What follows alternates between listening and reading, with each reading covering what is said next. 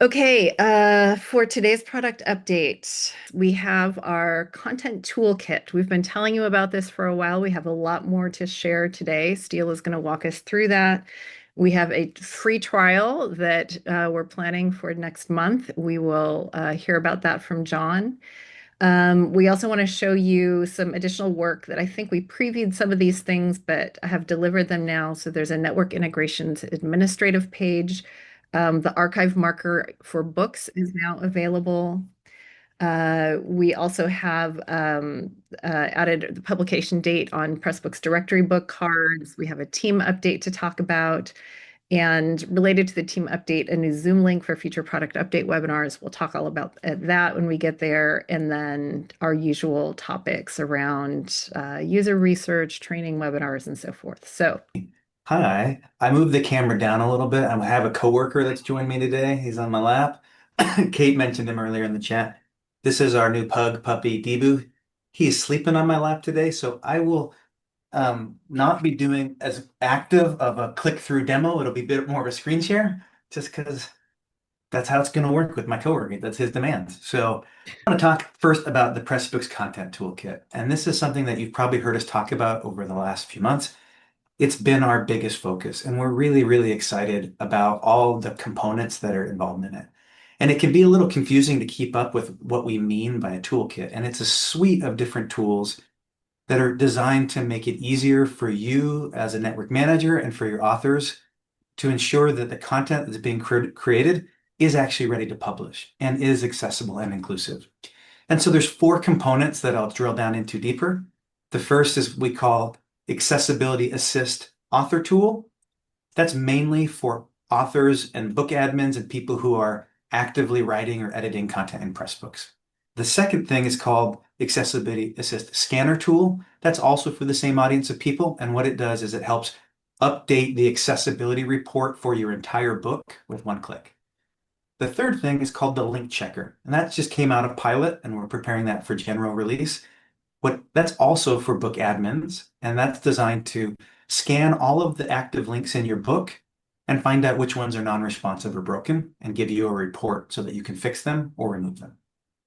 The last piece is really exciting. I don't think we've actually demoed that in full here, so you'll be kind of seeing that for the first time. This is designed for network and institutional managers. It's designed for people that run the publishing program. And what it allows you to do is see all of your books, see which ones have already had accessibility reports or link scans run, see the most recent report, or request bulk scans for accessibility or link checking for all of the books across your network. And so that's what I'll show, and I'll kind of drill in a little bit and kind of explain them each in turn. So first, let's talk about the Accessibility Assist Author Tool. This is a tool that lives in the visual editor for editors and authors in Pressbooks. It's powered by an open source tool called Editorially that we've integrated in the platform. Our developers and the lead developer in Editorially have worked really closely together to adapt this for Pressbooks. We've got a focused how-to video and a guide documentation about how to use this. Here's a little screenshot.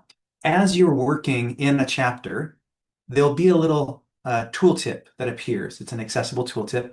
And in this particular chapter, we're saying like, oh, I could click this button to see the heading structure of my book and any alt text that's missing, or any images that are missing alt text. I can see this flag to turn these notifications on or off. If I find them distracting, I can click that button and then my editor is clean again. Or if I really want them on, I can click this button and the tooltips pop up like this. And then this number tells you how many issues have we detected on this chapter. Once you open up the tooltip, each issue will give you an anchor on the page where the issue is. It will tell you the kind of issue is it? Is it an automatic thing you should just fix? Is it something you need to check manually? It requires a human to look and make sure this is done right. And then it's human readable language for what the problem is and hopefully something you can do about it. In some cases, it's saying, you have uppercase text. Do you actually need this to be uppercase? A human has to decide. You need some judgment. If you're like, yeah, it's fine, let's ignore it. Or actually, it's really okay, I'm going to mark it as okay. You can take those actions directly from the context menu. And then you can move on to the next one or dismiss it. So that's the author tool. And that helps you as you're going, as you're making content. It works on any published content. It works on any draft content. And as you're working, both in the visual editor or previewing a book, it will generate something called the accessibility report. This lives in the book dashboard, and this will present to you a running list of all of the accessibility issues that have been discovered in your book. It will show a recent alert section. I have that collapsed in this view, but it would show you all the recent alerts it found with details about them. It has an alerts by page. So it says, this page has 43 issues. This page has 17 issues. So it can help you prioritize which page you want to clean up and work on next. The one that I have expanded is the alert types. This will tell you, you had, let's see, 3, 6, 10 different types, 10 different categories of accessibility issues. But the most common accessibility issue in your book is you have a bunch of videos and we're not sure whether they're accurately captioned. So this is kind of high level insight like, oh, my book has a lot of videos. I better make sure that I'm up to speed on what to do about captioning for videos. Or it looks like I have a bunch of link text. That's the URL. I probably should have descriptive link text and update that. Or I'm opening I'm opening links in new tabs a lot. These are the three biggest issues this book has. So I could do some author outreach or education and just say, do you know how to handle these situations? Or these are the most important situations for your book. And then at the bottom, it keeps track of all the recent dismissals. This report will be up to date as of the last chapters that you've worked on or the last chapters that you've viewed. And it can always be downloaded as a CSV if you want to analyze it or look at it offline or share it with others. That's what the Accessibility Assist author tool is. That's in general availability now. Some people have already purchased it. It's included on all of our new plans. And that's that feature in that product. There are a bunch of other components that are part of the content toolkit that are optional. The first one is called the Accessibility Assist Scanner tool. This works hand in hand with the author tool. Here I showed you what it looks like on an individual chapter. In order for the scan to run, you have to open the chapter. You have to actually open the editor or preview the chapter. There are some cases where your book has 100 chapters and it's already done and you want to do an accessibility scan. It's annoying to have to open every chapter manually to get your report populated. So what we've done is we've built a tool that lives in the report page. At any point, if this is active on your network, an author can say, hey, this report's out of date. These issues were detected 9 months ago. Let's scan the whole book. You click this button, and behind the scenes, an automated tool will open every page, run the accessibility checks, and then update this report so that it's up to date as of the time you request the scan. These scans sometimes take a few minutes to complete. They go into a queue and a job. You can leave the page and come back to it. It will be updated when it's done. Or you can just say, click this box, send me an email when the check is complete, and then I'll know I can just come back and look at it then. So that's what the scanner tool does. We have a video that kind of demonstrates if you're really into the nerdy details, there's a video that we embedded that will show you what the actual scanning process looks like and what it does when it runs this. The next piece of the content toolkit is what's called Link Checker. It's similar to the Accessibility Assist scanning tool in that it will scan your entire book, but what Link Checker looks for are links specifically. It says, this is an active link in your book. Let me see if it is a valid link or if it returns an error message of some kind. So a book admin can come into the interface. It tells them what this is, and it gives them a guide document that says, here's how to understand your link status. There will be a little box that says request a new scan. Again, there's an email notification. And then you can click the Start Scan button, and it will run a new scan. Down below, it will tell you the details of your most recent report. When was this report generated? How many links did we analyze? How many issues did we find? And then you can download it as a CSV. The report itself will show you what chapter the link occurred in. This is just a demo example, but probably you might have multiple links in a given chapter. So chapter 1, what visibility is that chapter? Is this a private chapter or is it a public chapter? You care about that because links in public chapters matter a whole lot. Links in private chapters, maybe it's not as big of a deal and you might deprioritize that because it's not ready for publication yet. It will show you the actual URL of the link, which you can click yourself and validate whether it's a valid link or it's broken. The text, that's the display text for the link, and then the status message. In this case, this was a 404 not found. That means it's broken. There's a guide chapter that will explain what all the status indicators mean because there's lots of different server statuses. But that's the basic report tool. There are filters. So if you want to filter and say, I'm looking at chapter 3 only, you could filter and just see all the links in chapter 3. There's filters for visibility. I want to see all the links in public chapters only. And there's filters for status. I want to see everything that's a 404 not found status at this time. So you can apply those filters and the report would be filtered based on what you want to see. So that's the link checker. And that's what authors can do in their book to scan for broken links. We're actively working on improvements to this. One of the things we're trying to help people do is reduce the noise, reduce the false positives for cases where the content is in a private chapter in a Pressbooks book. That doesn't mean the link is broken. It just means you can't access it because the book is private and you have to be authenticated. So there's things that we're hoping to do and learn from users about how we can make this report more useful.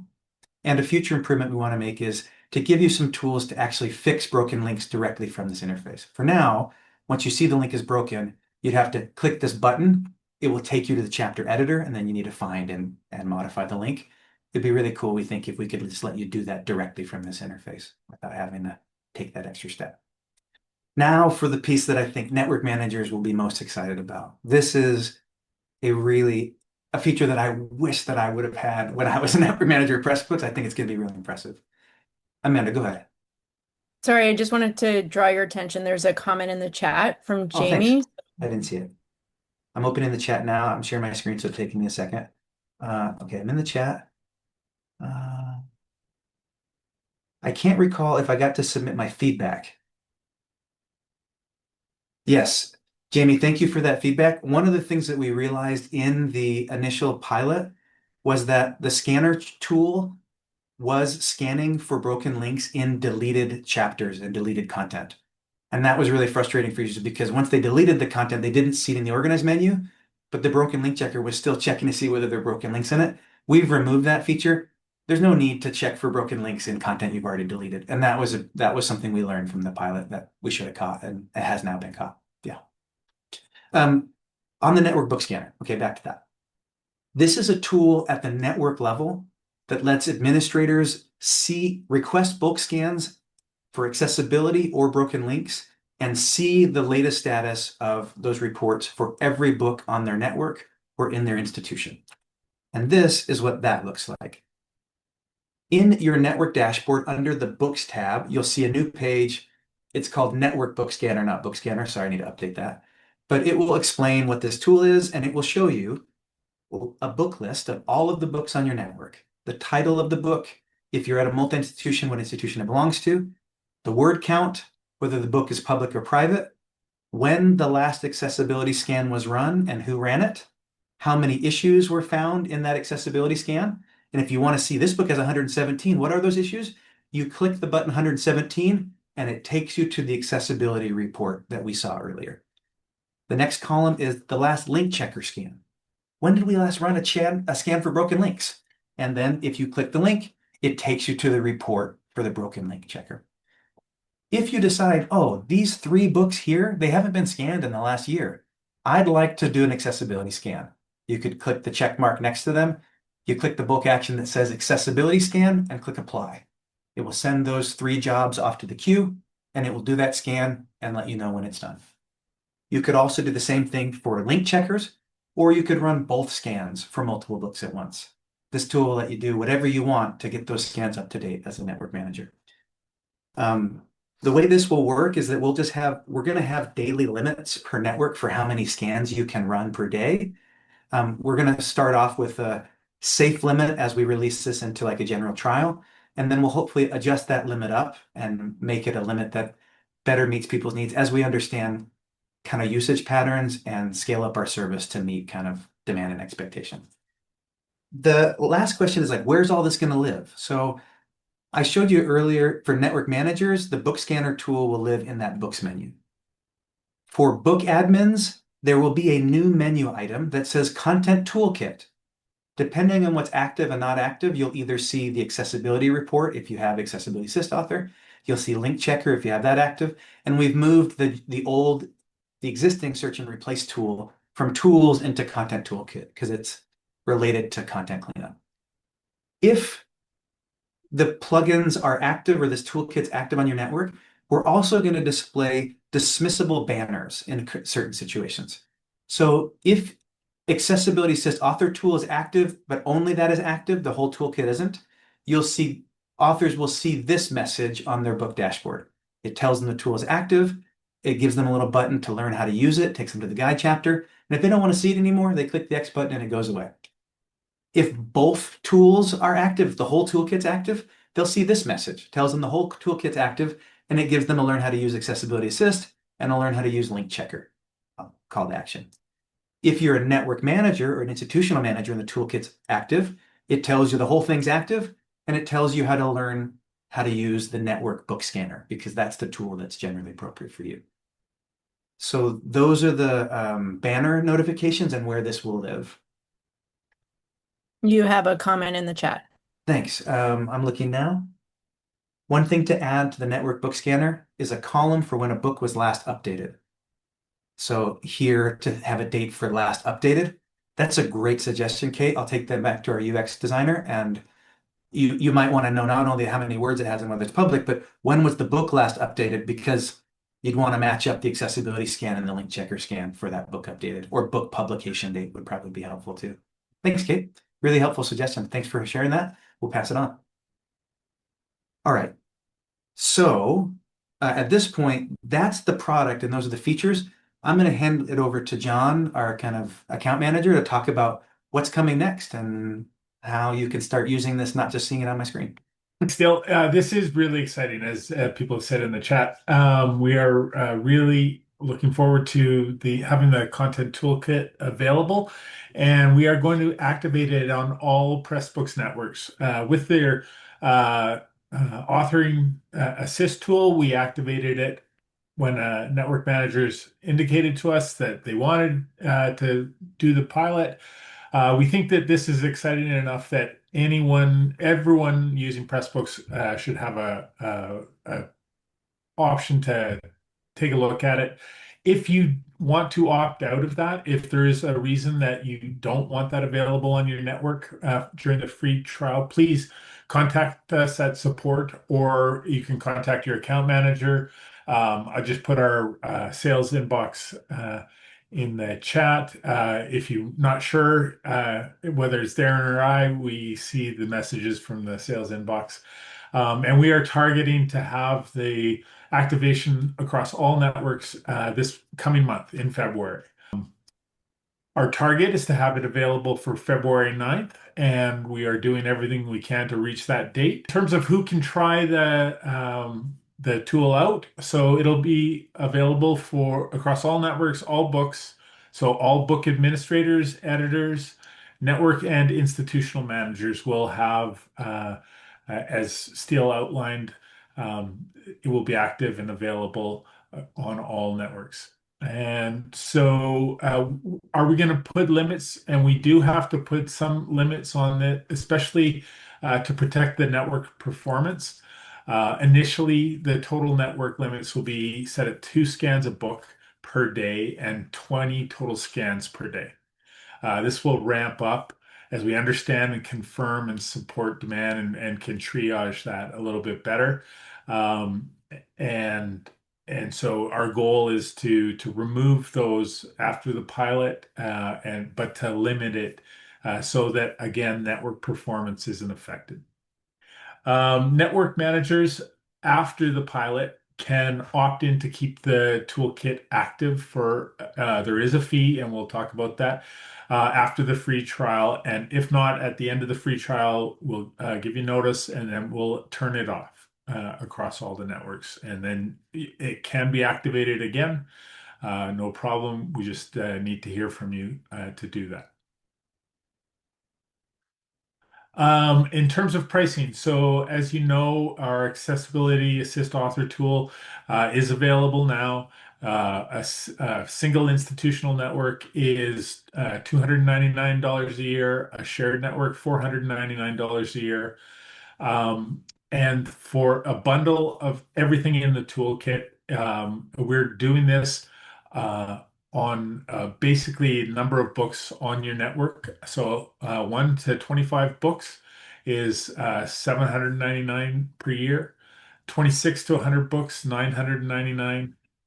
100 to 200 books, $1,299, and then over 200 books is $1,799. And in terms of our plan is, again, we'll work out the invoicing with you.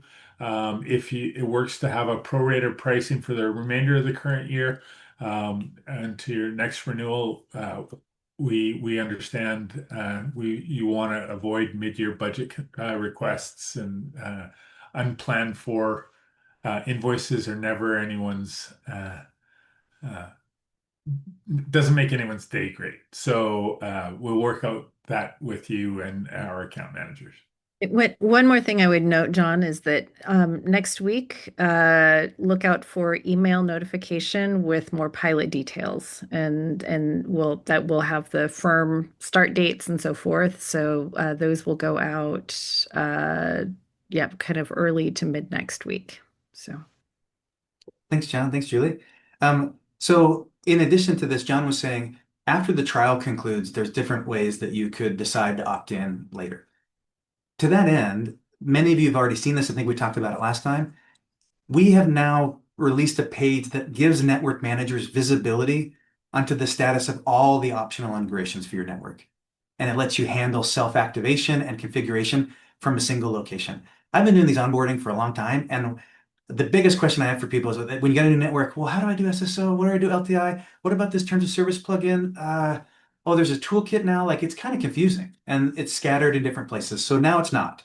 There is a single page that displays the status of all of the available integrations, and it tells you, hopefully with really clear information, what it is, whether it incurs an extra price. Usually they don't. They're just part of the standard pricing. And then you can either activate, register, view the settings, or you can contact your account manager for those different kinds of things. The thing I want to show specifically is there is a section for Content Toolkit. After the trial ends, you might be in a situation where you have Accessibility Assist Author Tool active, great, but you don't have the Content Toolkit active. If you decide you want it, it's really easy. Just click the Request Activation button, and it will automatically send a notification to your account manager. They'll reach out to you and say, it sounds like you're interested in this, tell us the details. They'll work out whatever pricing or invoicing stuff needs to happen for your renewal. We'll turn it on for you and make sure you have what you need to get onboarded. If it's already on and you decide, it's not working for us and you want to turn it off, again, there's a button that says this one's already active. I can contact my account manager, and it's easy for us to work the details out. We want to make this as self-service and as convenient for you as possible. And we want to reduce like you having to go 6 different places or keep track of 6 different things. Let's just make it standard. It should be easy for everyone to make their books accessible and inclusive. And we want this to be a basic feature and expectation for users of our platform to the greatest degree possible. One of the reasons this accessibility tool and the content toolkit has been such a big focus for us is we know that there's a context in the United States where there's a rule around the Americans with Disability Act that affects all web content maintained and published by public institutions like universities. We have to make our content accessible. And for many people, that's a steep learning curve or something they feel concerned or anxious about. One of the things that rule says is, if the content is on the web, it must comply with WCAG 2.1 AA by this date. One of the exemptions for that is content that is clearly marked as archived and is read-only, is no longer being updated. We realize that is the case, the actual case for some of our clients. They published books many years ago. They're not updating these books. They're not still maintaining these books, but they're public and openly licensed. They don't want to delete these books. They don't want to take them off the web. They don't want to affect teachers that might be using them, but they also are not actively maintaining their archived content. And so we needed to provide a solution for you in that situation to be able to comply with the law without deleting that content. And so the solution is, in your book list, there is a column or a status that lets you mark a book as archived. Books can be both public and archived. You can do it in bulk or you can do it individually. Once you mark a book as archived, the simple banner message displays on the homepage of the book that says, This book was archived by its publisher on date. It's no longer being updated. People can still read your book. If it has an open license, people can still clone your book and decide that they will maintain and update it and bring it up to standards. But this archive message, ow, my dog just bit me. The archive message helps us comply with the law there. And you'll see the same message on every individual page of the book. So that feature is available to all of you now. It may help you as you feel that stress and anxiety as your deadline approaches. If you have any feedback for us or additional questions, we're happy to answer them through the usual channels. Any questions that I see in the chat about that? I don't see anything yet, but I'll pause. Thanks, Jamie. I'm glad.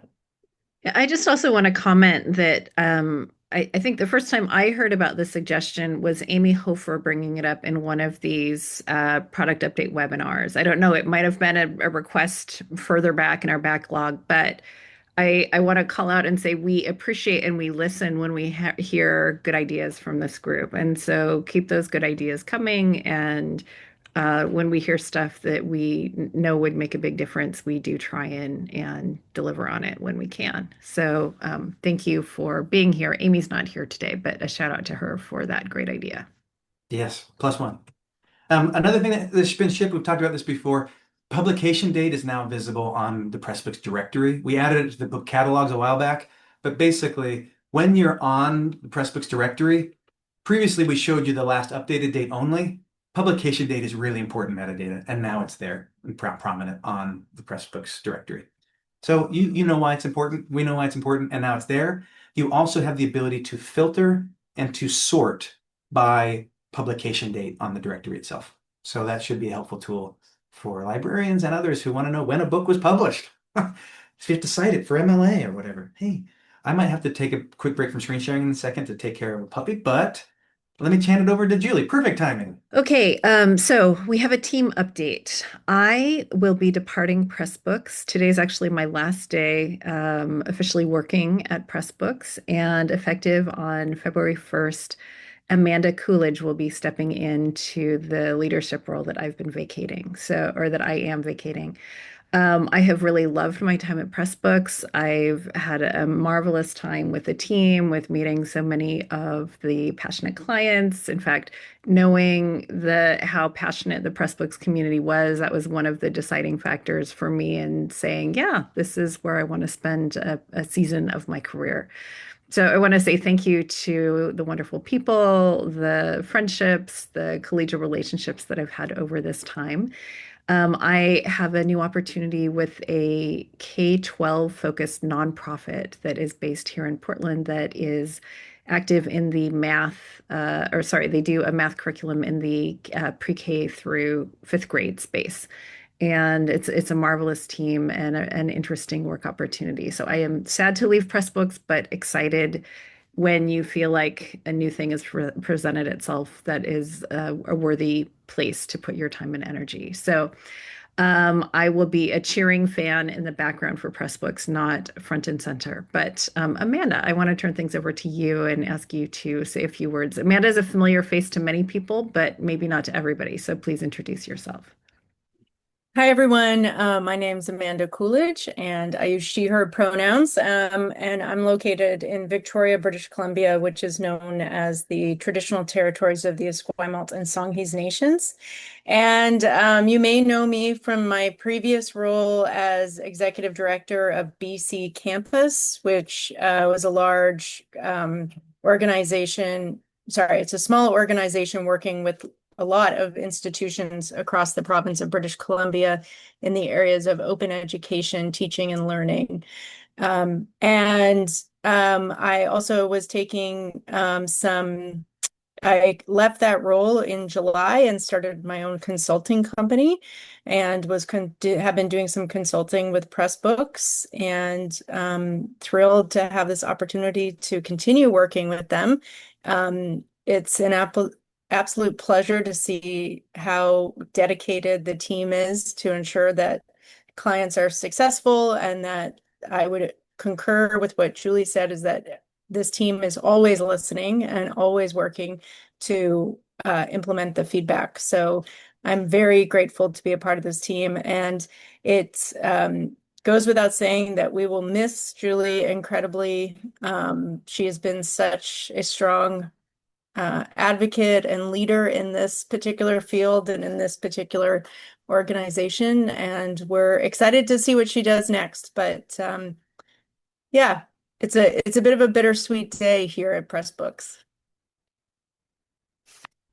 Thank you, Amanda. Yes, bittersweet all around. But thank you everyone for being part of this journey with me. It's been amazing. So, um, all right. With that, so the Zoom that you're on now is associated with my personal or my Pressbooks Zoom account. With my departure, that needs to change. So we will have a Zoom link starting in February. It's updated in the product agenda document, or will be actually after this meeting. We will post in the forum with a new Zoom link. If you're one of those people that has a standing meeting and a standing Zoom link, we'd encourage you to make sure the Zoom link is updated so that you can keep joining us going forward. Amanda will be our host of this going forward, so please be kind to her. And I know that you're in great hands with her. Okay, what's happening in terms of client and user research? So this year, we expect to do a fair amount with metadata and improving how kind of both what and how we make it easy for folks to have good, high quality metadata in their Pressbooks work. Michelle, our user experience, user interface and designer expert, is doing research in that area. Some of you have already met with her. If you or someone you know would be interested in being part of these conversations, please reach out. And Amanda is, we need to change this. I didn't catch that was my name. Please contact Amanda if you are interested in talking to us about the micro-credential space. I have been leading some work in that. Amanda, part of why we brought her here was to help bring more momentum and energy into that area. And so you'll be seeing and hearing more from Amanda on that. And we're excited about the things that are happening there. All right. We have, as always, training webinars coming up. We have February and March dates set for each of our 3 free end user focused training webinars. So please share this information with your communities if they would find it beneficial, or for you for that matter. And there's always lots and lots of conferences and events and calls for proposal and so forth. We thought it would be helpful to share the reminder. Open Education Week is the first week of March. So this is a great time to be thinking about the kinds of things you may want to do or contribute to celebrate that. And just one resource to call out, the Open Education Association has a phenomenal conference list that has conferences from all over the place. And they're doing some good work around kind of aligning agenda and addressing needs for this community in the US. And so just wanted to point people towards those resources as well. Steele, yes, we'll be at the COPIM conference. It is a conference about the future of the open scholarly monograph, organized by a really interesting group in the UK. It'll be in London at the end of February. It's a 2-day event. I'll be there for a few days. And if you are a Pressbooks user or Pressbooks curious and you are in Europe or in that region, I would love to meet up in person. I don't often get that far from home. So let me know. Yeah. All right. Thank you, Steele. Okay, then that's a good segue into our community roundtable. So I'm going to stop sharing and open things up to the group. So if you have questions that you'd like to put out there for the group, whether it's about something we talked about or something else, if you have projects or initiatives or publications that you want to share, something that's coming out of your network that you want to brag about a little bit or make sure people are aware of, that is what this space is for. So please. One thing that I know from a lot of the discussions and chatter happening in the community is that's top of mind is the accessibility piece. One thing that we actually didn't mention here, but will be in the email information that we send out, we are planning an accessibility in Pressbooks webinar. So it's something we're planning for, I want to say, Jen, is it the 18th or Steele? I can't remember, of February. Yeah, 18th. I just dropped Yeah, the thanks for registration mentioning that. link We in should have the put that on a slide. Yeah. Sorry. I just put it in the chat. Okay, Okay. so that will be something, it's for you. It will be a great one for end users. We'll be going through both the toolkit tools, some of which are going to be new to folks, and Yeah, some. basically that thing I did at the beginning, instead of just slides, it'll be actually a full demo of how to use all those pieces for authors and network managers. It'd Yeah. be a bit more hands-on, like what this tool actually does instead of a presentation about what it is. Yeah, so it's something and user might like follow along and in their Yeah. own book to be able to see and find those things, as well as just some of the standard kind of accessibility tips and best practices. So that should be a really good one for anyone using Pressbooks, and we're designing it not only for a network manager audience or an institutional manager audience, but with an end user audience in mind. Hugh, I don't know if you saw, but Shauna had a comment in the chat of something exciting that they would like to share. I don't know if Shauna's willing to unmute and tell us about your announcement. Please. Hi, everybody. Hope you're all well. We have another new tool to add to the App Hub. It's the Open Stacks to Pressbooks XML. And I think Marcellus is here. He's been doing a lot of work on it. And I know there were a few issues because when everybody's trying to use it at the same time, it overwhelms our little server. But just be patient. I think Marcellus added a little note to it to say keep trying. So yeah, feel free to check it out. It works really well. Obviously, still have some issues with the pictures, but at least it gets the bulk of the content in, which I know has been really hard in the past. So anyway, we're happy to share that work from our team at Fanshawe.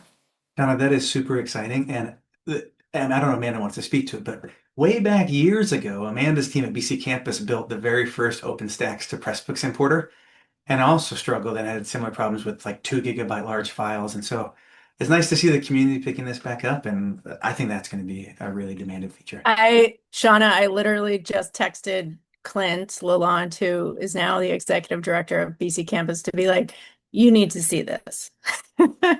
So thank you for taking that on.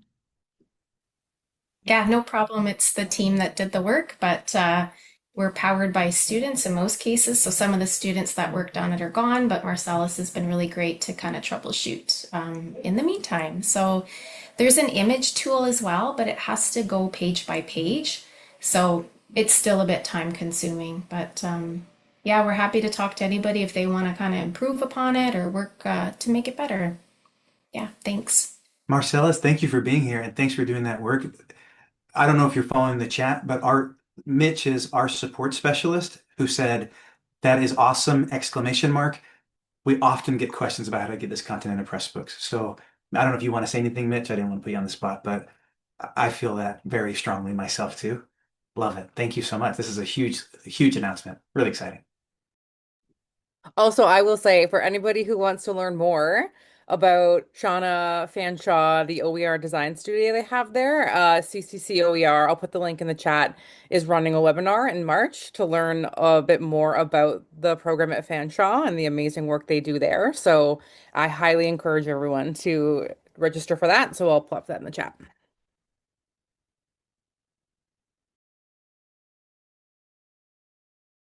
So 2026 is the year of Fanshawe appreciation, I think is what we just officially declared. Yeah. So thanks, Sean. But it's about take it. time. We'll take it. Yeah, okay. Thanks, Jen. That's a different London than the one you're going to, though, still, right? Honestly, I'd take any London. I live in the United States right now. So okay. Are there other announcements or similar things that people want to share? Exciting projects, things you're working on, things you're looking forward to? We do have a new publication out. We're still working out some of the accessibility issues, but our research services department, this has been a really big collaboration between our research services department and the open education services department here at University of Houston. So I'll go ahead and drop a link to the new monograph that they just published. We're still working on getting it fully cataloged and everything, but this has been a more of a creative project from one of our liberal arts and social sciences faculty. And it's been a huge cross-institutional collaborative project. So I'm working on kind of getting some information together about it. I think it would be a really great piece to showcase and then put together a little promotional feature about at some point. But just in terms of like an early announcement, here is the book, and yeah, we're really excited about it. Kate, this seems like a perfect future contender for Pressbooks Book of the Month. So I'll connect with you about that, about getting some promotion together for that when you're ready to go a bit wider with it. Awesome. Thanks, Jen. I'll be in touch. Yeah, Okay, now they're flowing in. Okay, chat. Kay, what? You got to tell us about this, Kay. Yeah, so we have a two-volume set on the history of the college, which, our charter was in 1693, so that's a long time You ago, needed right? 2 volumes to cover that duration. We Okay. did. Yeah. So it was a big book. The original book was published in 1993, the 300th anniversary of the college. So, and a lot of historic photographs Is this for College of that William are and now Mary? available online. Yes. Oh, wow. Okay. And so it's really, it was really fun to work on it. And we have another volume also on the history of the library itself here. Um, and we're working our way through some other documents that the college owns the copyright to. They're just getting it out. We already have at least 2 classes that we know are using it this semester. So really happy for that. What a cool use. I think there's so much potential for archives and other people that have historical documents about their institution. I was just looking at one with Jen earlier this month from Rollins College in Florida. It was like famous alums and other people went to Rollins College. And I learned, was it Mr. Rogers, Jen? Yeah, Yeah, Mr. Fred Rogers. Rogers. Mr. Yeah. Rogers went to Rollins College and we read about it in a press book. I was like, that was such a cool, I had no idea. So that was fun. I do have a question for you, Kay. Is there a chapter about the women's soccer team at College of William and Mary? I don't think there is. I think you need a second edition. I just know my girlfriend in high school went and played soccer at College of William and Mary, and they were an amazing team. And part of university history, I'm sure at some point. Anyway, that's I'm sure it is. It's Yeah. somewhere. We'll probably find that. Cheryl, you have exciting news. Do you want to share that? Yeah, I think I shared last time about the Merlot Award that some of our Pressbooks authors got, but our Teaching and Learning Center developed a press release and interviewed me for it. So, Amanda, I appreciate you saying you like some of my quotes. That was very nerve-wracking. Yes. Yeah. The new article highlights the collaboration between the libraries and the Teaching and Learning Center, how we partner together to provide Pressbooks for campus and split the cost. And so, yeah, it was a nice article. Thanks, Cheryl. Marcellus, I saw you came on camera. We were talking about you and your contributions earlier. Anything that you wanted to add about the work that you've been doing on the OpenStax importer or other stuff at Fanshawe? Hey, Steele, yeah, I had threw a thank you message in the chat. So originally we did not anticipate as much traffic in the tool. So recently I had to go into the code and do some optimization. So if anyone's using the tool, if the server is kind of too busy, it will just give you a prompt and let you know that you should just try again in 30 seconds and everything should be working fine. But thank you. What a good problem to have. More demand than you expected, I guess. That shows that you're meeting a need or meeting it. I believe, Shauna and Marcellus, that a lot of the code for these projects are open source and on GitHub. Is that correct? Yes, it is. Would you be willing to just drop a link to maybe a GitHub repo or any instructions you have if there's people that are listening or watching that might want to contribute or get involved or learn more, that I think that would be helpful too. Yeah, sure. Thanks. I have one thing to share who's from someone who's not here, but many of you know Abby Elder, who's a very active open education librarian, probably everywhere, but she works at Iowa State. She led the publication of a really important book for a lot of us in the field that was called the OER Starter Kit. Many of us read it to learn how to get started. Well, they are working on a second edition of the OER Starter Kit right now. And currently, they are looking for peer reviewers, people that would help them review that manuscript and improve it. There's a lot of people in this community that I think that would do a great job at that if they're interested. So I put a Google form in the chat. I think that they want people to let them know what chapters and all that stuff before February 13th, just 2 weeks away. Are you interested? I think he's telling me he's interested. So I'm not sure how good of a typist he is yet, but maybe we dictate it to him to get involved. Mark, just for Fanshawe team there, just so you know, my back channel is blowing up from BC campus, so you're gonna see more traffic. They might have to wait a little longer than 30 seconds now, Marcellus. I'm sorry. Yeah. Oh, sorry, I didn't get that. Oh, it was a joke. So Amanda was saying she told the people at BC campus that Yeah. About your tool, and they Yeah. are very, very interested. So you're about to get a bunch more requests for OpenStax imports from the province of British Columbia. Oh yeah, nice, nice. No worries. It should be Yeah. good. All right. Well, we're coming up on time. So thank you so much for joining us. Thank you for sharing the cool developments and publications and news that you have in your communities. And thank you for being part of our Pressbooks community. So look out for more on the free trial, the content stuff next week. And then we look forward to you joining us again next month for another update. So thanks, everybody. Have a great rest of your day. Before you Steele. leave, Julie, on behalf of all of us here in this meeting and beyond, thank you for everything you contributed to Pressbooks. It's been a joy working with you. We wish you well in the next, and we'll miss you a lot. Appreciate all you've Thanks so given. much. I will miss you too. But I know I can always show up if I get really homesick for Pressbooks. I can always show up to the product update, right? Yep. The Zoom link was just published, so as long as we're not going to suddenly change it as soon as you leave. So yeah, you're always welcome, Julie. All right. Thanks, everybody. Take care.